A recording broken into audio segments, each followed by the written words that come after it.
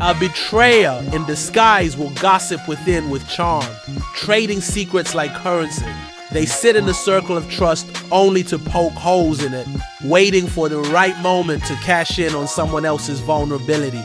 They listen, not to understand, but to leverage, always calculating how a whisper today can earn them favor tomorrow. They weaponize what was shared in confidence, twisting it into confession when it suits their climb. Be it social gain, sympathy, or fleeting validation, their loyalty is for sale, and the highest bidder is often the one they once whispered about too.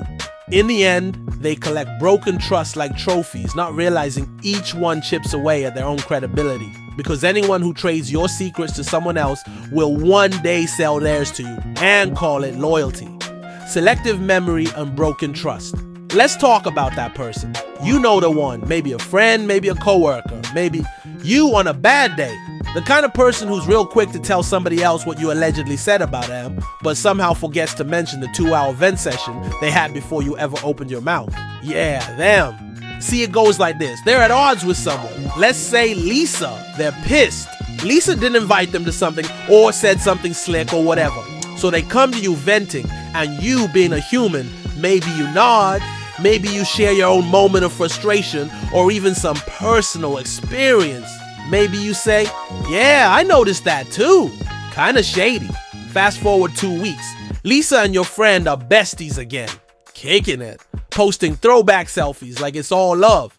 And what happens next? Oh, you already know. Now you're the villain. Because your friend ran back and told Lisa everything you said. But not what they said. Not the part where they called her a snake, said they were done, said, I can't trust her anymore. Nope. All that got conveniently lost in translation. What got remembered? Your comment, your reaction, your honesty in a moment of trust. That's the game. Selective memory, selective loyalty, selective morals. Let's get real. The truth is, most of us have played both roles.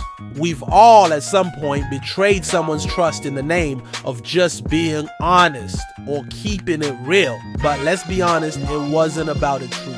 It was about leverage, positioning, being on the right side of the drama this week, and we justify it. Well, I didn't say anything they didn't already know.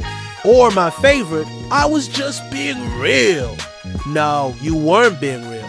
Well, unless you've already said what you said to that person's face up close and personal, already then, you were being reckless with someone else's trust. Example, you ever had a mutual friend come to you like, yo, did you say something about me to Jordan? And you're thinking, what? Because you remember the convo clearly. It started with them talking about Jordan, how they felt disrespected, overlooked, hurt, and you thinking y'all were sharing, you added to it. But now you're the one being side-eyed. Because what they said never made it into Jordan's ears. Only what you said. And in that moment, you realize it wasn't a vent session. It was a setup. You were bait and you bit. Here's the uncomfortable truth. We're all a little messy. We gossip. We vent. We switch sides. But what makes the difference is this. Are you doing it to understand, to heal, to process?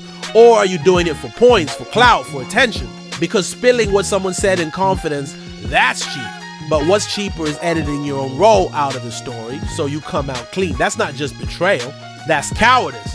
So here's a challenge for you, for me, for all of us. Let's start telling the whole story or no story at all. Let's stop weaponizing people's vulnerable moments for temporary alliances. And let's remember, next time someone comes to you with a quote about what you said, ask them what they said first. You might learn something else.